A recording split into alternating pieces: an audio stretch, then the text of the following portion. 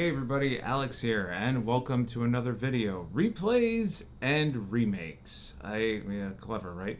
A new segment I want to do because, let's be honest here, we don't have backlogs. We like to play the old favorites, and every once in a while, when a video game publisher or developer needs money, they'll do a remaster or remake of an old classic just to get us to play it again, and ultimately move nowhere with our backlog. And that's what I want to talk about with a bunch of games that I play on the regular, some remakes and some remasters that come out, and basically just compare and contrast them to where I was at the time with when I played the original and things like that. So on this episode today, we're going to be talking about Persona 3. Now, mind you, this is not going to be like a review series, so to speak, like a this is why this is the superior version and all that stuff. I do not have the patience to compare frame rates and anti-aliasing and all this other stuff, as well as graphics and all the other crap. I just don't care. I just like to play the game. But every once in a while a remake comes out or a reimagining comes out, and the question remains, does it still hit the same or is it hit a little bit different? So with Persona 3, I played the FES version on the PS2 originally via a PS3. And it was truthfully one of the most, I'll say, development driving games for me as a young adult, because I just moved into this apartment not that long after I got that game. And I've mentioned this in a previous video, I was living check to check. I had never had so many expenses before because I had always lived with my parents. I was taking care of my own food, my own electric, which was a problem because I used to run air conditioning all the time. My own rent, as well as other stuff as well, because, laundry, and where I worked at the time, I had to wear a suit to work, and unfortunately we couldn't expense dry cleaning. So that was in addition, when previously my dad would run it through his business, so I never actually paid for it, and he would run it off as a deduction on his taxes. So needless to say, Alex was broke as a joke. And when I came across Persona 3, I was actually out with a buddy of mine from Final Fantasy XI. He had moved down the street from where I used to live with my parents, and he and I were hanging out on the regular all the time. And there were two GameStops by my parents' house. So we're walking around, we're like, oh, let's duck in here for a minute, see what's going on. And I'm at the PS2 section, which, for this particular GameStop, which was already really, really tiny, was actually in my parents' building, believe it or not. The PS2 section was literally one shelf, and by one shelf, I mean half a shelf. It was maybe 3 rows of 3 to 4 games each. Long ways, not like, like a DVD style, with the spine. And they had a couple of new games, they had a couple of old games, and they had Persona 3 FES, brand new for $19.99. So I picked it up, I was looking at it, and he comes up behind me because, he played games as well, and we talk about games pretty regularly. And he goes, didn't you say you didn't like the original Persona? And I was like, yeah, but this looks kind of interesting. I'm reading the back. It looks completely different from the Revelations Persona that I played on the PS1 way back in the day, which is a bastardized version of the original Persona, if you ask me. So I figured $19.99, how bad could it be? It advertises over 100 hours worth of content. And as somebody who is literally trying to find something to do and not break the bank, that sounds pretty good. So I went home with it, went on GameSpot. Now, mind you, in terms of time frame, this was maybe, I want to say like 2008, 2009, maybe 2010, roughly, way before I started on YouTube. And I went to GameSpot to watch a real player video review of this game, and it's really funny, like, thinking back on how YouTube is now, and, obviously, this little spiel I do here is very low budget, but even then, I feel like I have more of a budget than some of these video reviews back in the day, which was really just, some dude sitting there just reading off of a teleprompter, with no emotion whatsoever, looking absolutely petrified because his boss basically told him you're doing a video review, and he does not like public speaking. Did not sell me on this game at all. Needless to say, I was like, I may have made a $20 mistake. But upon popping the game in and seeing, in terms of, now mind you, I did get ahead of myself a little bit here. I am going to try not to give anything away in terms of spoilers. If you are watching these videos, if you have played these games, obviously you're in the clear. If you're remotely interested in playing these games, I'll definitely put up some sort of marker somewhere in the video so you know if a spoiler's coming. But stuff that's within like the first half hour, I'm just going to speak about it. Persona 3 opens up with a very, very dark opening cinematic. Stuff that YouTube does not like. You see characters basically pointing guns at their heads. And now this video will vanish into the algorithm forever. But having no context into what this means, I was like, holy shit. This is like, I completely blindsided. And I was immediately engaged because I was also watching a lot of anime at the time because, Unscrupulous Means was pretty easy to watch a bunch of shows that were a little bit of, I guess you could say, the heady philosophical variety, like, Serial Experiments Lane with all these weird images and, depictions of struggles of teen angst and everything else. So seeing this, I was like, okay, like I can get on board with I can get on board with this. And the game proceeds through the opening cutscenes, and all of a sudden a bunch of people turn into coffins, and your character, who is as emo as they come, listening to his mini disc player, just casually just walks to his dorm for the first time. And you're greeted by a character that basically has you sign a contract in the form of a guest book to this dorm where you're now going to live in this new school. And that's really where the game kicks off, because your character, for all lack of a better word, is supposed to be you. Which I think is kind of interesting in hindsight, because the game is called Persona. The whole idea is taking on different personas. But really, the way that Makoto, I believe, is his canon name, you kind of assume that role because there's a lot of decision making you need to make. It doesn't really affect the overall thing, but you're allowed to give your own spin, your own like voice to a bunch of these decisions. And you could be the goody two shoes, which I definitely was the first time. Second time, I was a little bit more sarcastic. But again, that's because I knew where the story was going to go. But long and short of it is, going through this game, this was completely different than what I had expected. And this game became a nightly ritual of mine. Pretty much come home from work, eat dinner, and just play until about 10, 11 o'clock at night. And it really helped me, actually, in my first handful of months living by myself for the first time, because the whole concept of social links really makes you plan out your social schedule as well as grinding and everything else within this game. You can't just go into Tartarus and fuck around for 5 hours. Your characters are going to get tired, just like in real life, for lack of a better word, right? So for me, playing this, it really helped me just prioritize my own personal life. Like, I would go to work and I would say, okay, if I actually do my grocery shopping on this day and at this time on the way home from work, I save money on, a train ride. I don't need to take a cab.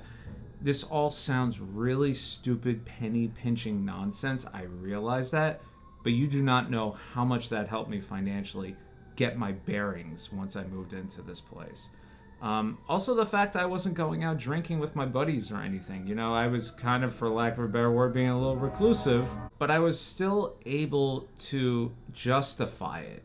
My friends would be like, hey, we're going to this club. Like, no, I can't. And they all knew. They all understood. Like, okay, Alex has his first big boy job, and truthfully, the pay of Manhattan at the time wasn't all that great. It's not that great now. But compared to the rent, it was a bit of a stretch. So they were all very understanding of it. And, sometimes they come over and they see me playing this and oh, it's like another turn-based RPG. But in terms of gameplay, there was a very strange addiction to it because of the whole press turn system, because of how the game was stylized. And that became like a trademark of Persona moving forward. Each of the games has a color associated with it, 3 being blue. And a lot of, I guess you could say, themality around a particular thing. Persona 3 is really dark, and I would argue it's the darkest out of all of them. It deals with a lot of, I'll say, issues that folks deal with on the regular, not discounting them, but playing through this game and where I was mentally at the time and my age, This was a lot of stuff I was seeing in, I guess you could say, these existential philosophical animes and shows at the time. So it was really interesting for me just to play through this and see some of these different social links and where these characters were going. It also tackled on a bunch of stuff like in terms of mental health and whatnot that I really hadn't been exposed to at that point. And the character development that I had seen in this game, truthfully, was one of the deepest I had seen up until that point. Barring your Final Fantasies and whatnot, ultimately, using my beloved Final Fantasy IV, it's ultimately a redemption story. So that's kind of where it ends. This actually deals with a lot more of mental health stuff, social anxiety stuff, where we see ourselves, destiny, and discovering who you actually are. It was really deep. And upon finishing it, I wanted more, and I went right into the FES content. And I do realize a lot of folks have problems with it because it's different. I would argue it's more of a dungeon crawler than anything. If you're into dungeon crawlers, you'll definitely like it. A lot of people didn't like the direction of the story. Some people didn't really understand why Aegis was made to be the main character of the whole thing, but upon finishing the game, to me, at the time, made sense, but not really. It was kind of like, okay, we have these characters we can work with, and we're going to go through it. Coming into the Reload version, it makes a lot more sense contextually. But overall, I really enjoyed this game, and truthfully, it propelled me into the rest of the SMT series as a whole. And these games were great for me, except Nocturne. Nocturne was a bitch, but I basically loaded up on $15 and $20 PS2 games, and to this day, I still haven't played Digital Devil Saga, at least as of this recording. But I was able to learn what sort of games I actually enjoyed at that time and which games I could play to maximize my enjoyment time and save some money on the side. And that's kind of the lesson this game taught me and what I discussed in the previous video. It saved me from a financial perspective. And you could argue that, yeah, because you were sitting in the house playing video games all day, but it really did teach me how to schedule things and how to be strategic with my daily life, because if you just run around honestly throwing money at everything, eventually it's just going to stop and you're not going to know what to do. Now, coming into Reload, this is a quote-unquote ground-up remake of the original Persona 3, not the FES content. And I am also much older. I played the original one in my 20s. I am now playing this in my late 30s, and I think I had turned 40 while playing this game. I can't really remember, but for lack of a better word, let's just say late 30s, early 40s. And obviously, I'm in a different place financially. I'm in a different place socially. I'm married now. I'm much older. I'm still in the same damn apartment. But seeing a lot of the issues that they discuss in terms of mental health and social anxieties and everything else in this game, they hit different for me looking at it now. And truthfully, I would argue that based on the way things are in today's society and how we really do address mental health, I am surprised they left half this shit in. Spoiler. In terms of the Moon social link, as a 20-year-old, when I originally played it, I thought, okay, here's a silly chubby kid that is trying to recruit you for a cult. That's kind of how I interpreted it at the time. Playing it now as a much older person, I'm like, oh wow, this person actually has an eating disorder, and they're part of this cult, and they have social anxiety issues, and they also have a little bit of imposter syndrome and a little bit of survival remorse. Like, the character's actually really damn deep. I didn't realize any of this when I was much younger, and that's the beauty of a remake or a remaster with something like this, because it stands the test of time and you're a different person than you were at that particular moment. And it hit differently in a positive way for me, because I was able to look at this, know where the stories were going, but also be like, I never realized that. I never thought of it like that. Or, as I said, I'm surprised they left a bunch of this stuff in, considering some of the, I'll say, more remorseful things that you discover within these social links. And as a matter of fact, because this is based on the original Persona 3, there was enough different stuff and enough stuff that was changed or altered slightly that this felt like a new yet familiar pair of pants. Now, pair of pants. Yeah, it's like buying your favorite brand, but it's a new type of jean, you know? So you know what you're going to get, but you're like, ooh, this feels different. And I have just literally discounted a game into a pair of pants. But the other thing that this game does, which I think is truthfully to its credit, but also a little bit to its deterrence, is quality of life stuff, right? So a lot of the gaming conventions back during the original Persona 3 and Persona 3 Fest just, they ain't good, you know? There's really no purpose in today's gaming landscape to not be able to fully control your party. As somebody who really didn't have any issue with it originally, you know, the AI, at least for me, was pretty well behaved. Not having that caveat actually made this game really breezy. It was incredibly easy, especially on the final battle where I could pretty much not, you know, worry about Mitsuru casting Marin Karin for no apparent reason. But I think that also works a little bit to the game's credit in so much that this is ultimately a story-driven game. It's disguised as a dungeon crawler. This is inherently a visual novel, and I really do think that's why Persona 3 Portable kind of adopts that, because I think the game directors and developers and whatnot, they recognize that. Like, this is ultimately a VN with a dungeon crawler attached to it. Because Tartarus, while it's a lot more developed right now, and in this game it's a lot more realized, it's ultimately just a procedurally generated floor, you know? It's nothing special. It's literally a means to an end in terms of symbology. Meanwhile, back in the day, I was like, cool, I'll do Tartarus on this day, so that way I can do social links for the rest of the week. Or I would say, okay, tonight I'm really going to focus on knocking out Tartarus in one particular night. Then the next day, real life, I would focus on the social link stuff and bring myself into the weekend. So that way I would have the full Saturday or full Sunday to go through a bunch of story content. Again, scheduling back then, today not so much. More of a means to an end for me, where I would literally just look at it, look at Tartarus, realize the symbolism between the different floors and whatnot, because now it's a little bit more realized.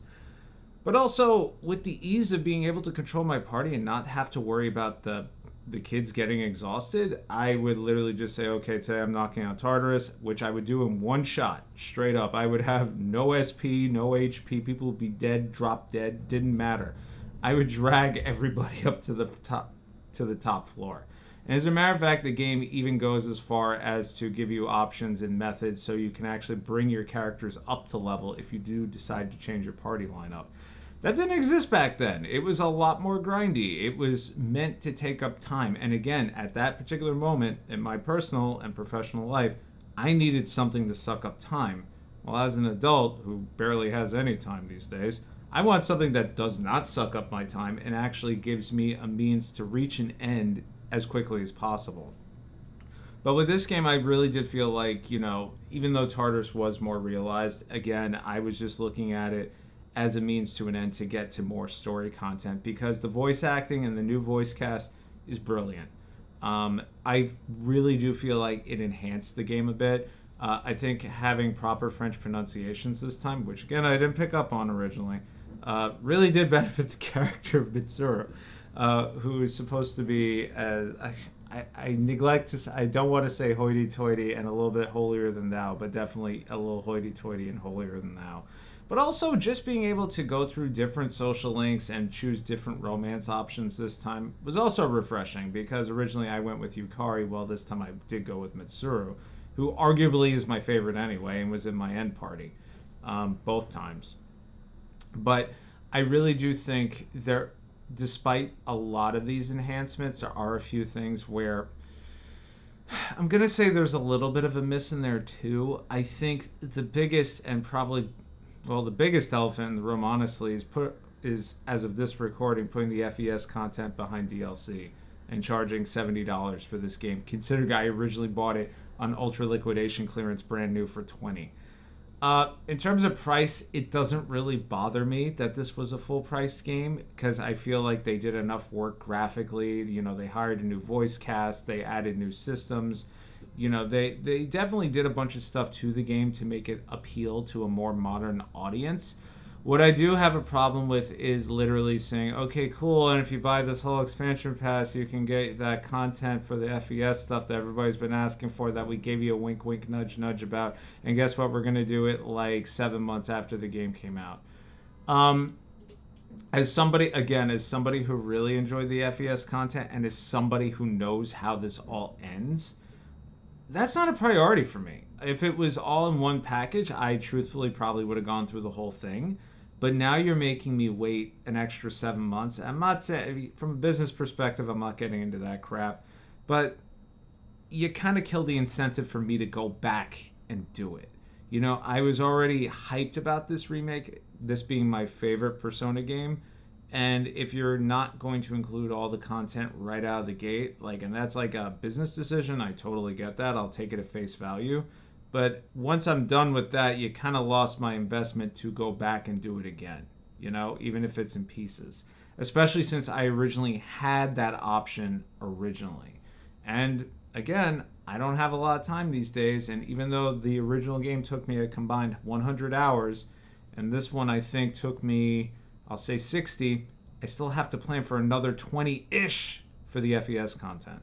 But I think the key takeaway from all of this is Persona 3 still a good game? Yeah, of course.